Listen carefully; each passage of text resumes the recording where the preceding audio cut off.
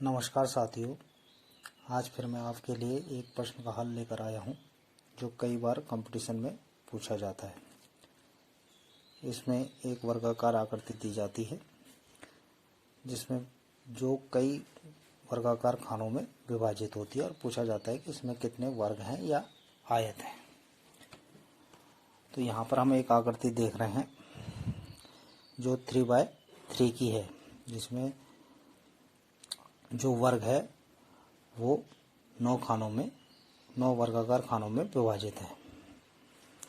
तो यहाँ पर हम इससे पूछा जाता है कि कितने वर्ग है, तो हम इसको किस तरह से हल करेंगे। तो पहले हम सामान्य तरीके की बात करते हैं कि हम इसे देख के कैसे कर सकते हैं। तो हम देख रहे हैं कि यहाँ पर 1 2 3 वर्गों की 3 लाइनें हैं। तो हम इसमें टोटल वर्ग जो एक एक खाने से बने हुए वर्ग हैं तो वो हैं 3 गुणा गया 3 तिया 9 वर्ग हैं ये। तो इसको हम 3 गुणा गया 3 बोलते हैं। इसके बाद हम देख रहे हैं कि जो 4 वर्गों से मिलकर जो वर्ग बने हुए हैं तो वो कितने वर्ग हैं। तो एक ये हो गया, दूसरा, तीसरा और चौथा, यानी 4 वर्ग। इसको हम लिख सकते हैं 2 गुणा गया 2।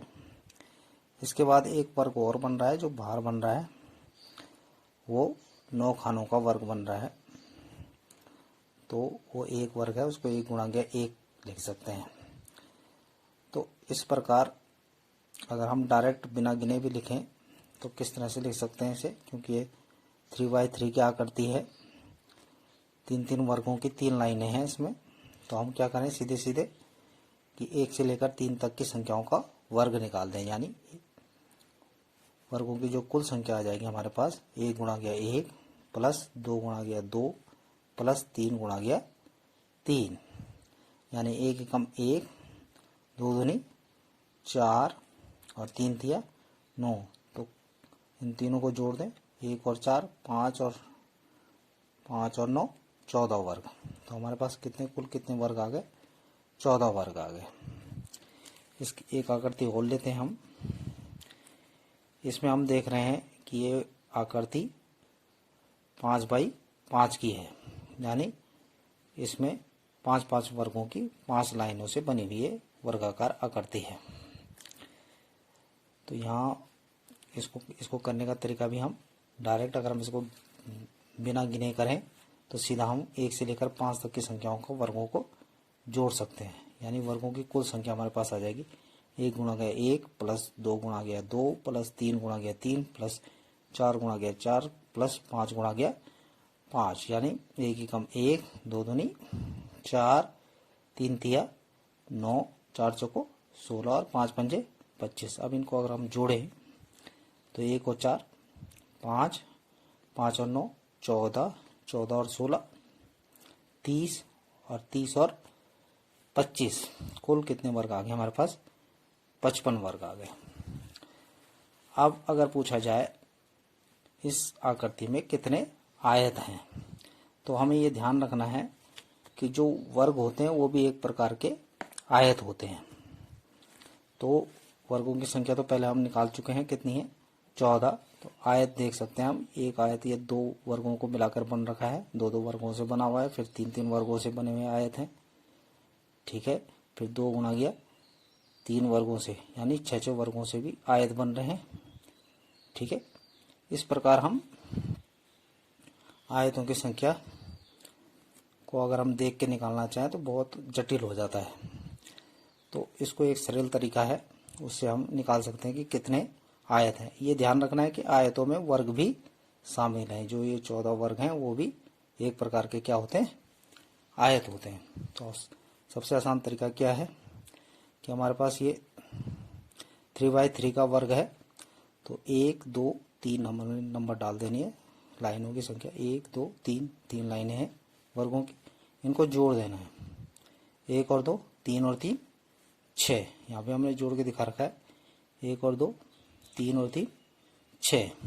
और आयतों की कुल संख्या जो हो जाएगी वो जो टोटल आ रहा है हमारे पास 6, इसका वर्ग, यानी 6 गुणा गया 6, यानी टोटल जो आयत होंगे जिसमें वर्ग भी शामिल है, फिर से बोल रहा हूँ, वो कितने हो जाएंगे? 36।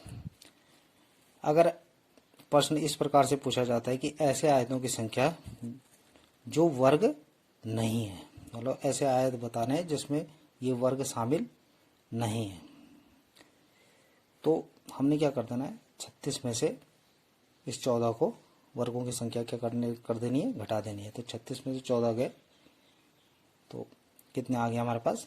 22 आ गया, 22।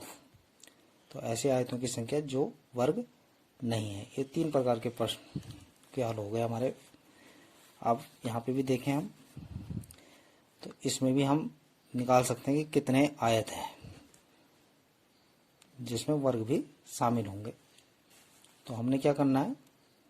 1 से लेकर 5, क्योंकि ये कितनी है? 5 वर्गों की 5 लाइनें हैं। ये 5 बाई 5 का एक वर्गाकार है, करती है। तो हम देख रहे हैं 1 और 2 3 और 3 6 4 10 और 5 15। ये हमने जोड़ के दिखा रखा है यहाँ 15।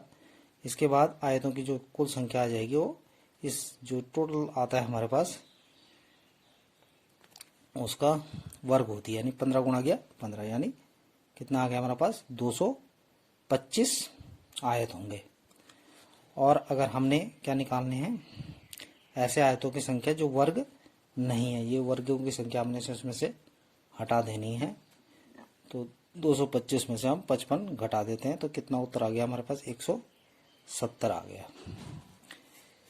कई बार हम सूत्र का प्रयोग करके भी इसको निकाल सकते हैं, जैसा कि हम यहाँ पे देख रहे हैं, क्योंकि इसमें 5 बाई 5 का वर्ग है और हमने 1 से लेकर और 5 तक की संख्याओं के वर्गों को क्या कर रहे हैं? हम यहाँ पर जोड़ रहे हैं।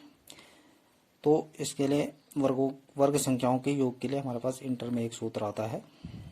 वो क्या होता है? अगर n तक की संख्याओं के वर्गों को जोड़ना होता है तो हम क्या करते हैं? 1/6 into n plus 1 into 2n+1। ठीक है। तो यहाँ पर हम देख रहे हैं, यहाँ पे n बराबर कितना आ गया? 1 से लेकर 5 तक की संख्या है, तो n बराबर यहाँ 5 है, तो n बराबर हमने 5 रख दिया।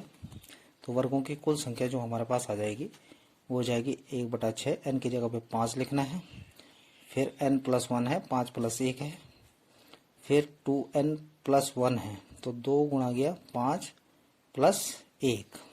तो यहाँ हम देख रहे हैं बराबर कितना हो गया? 1/6 की जगह पे 1/6 हो जाएगा, गुणा गया 5 और 1 यहाँ पे जुड़ रहा है 6 आ जाएगा, और 2 पंजे 10 और 1 11।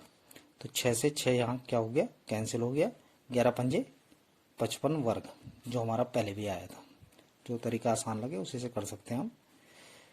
अब इसके लिए भी, आयतों की संख्या निकालने के लिए भी हमारे पास एक सूत्र है। ये सूत्र भी आपको इंटर में मिल जाएगा। आयतों की संख्या के लिए हमारे पास सूत्र क्या आता है?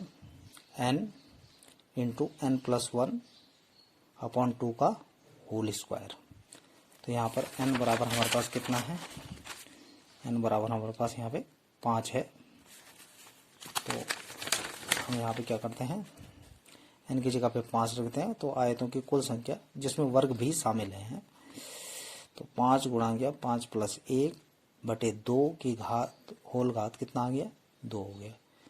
तो 5 की जगह पे 5 और 1 6/2। तो 5 गुणा गया 6/2 की घात 2 है, तो ये 2 से ये 6 कट गया कितनी बार? 3।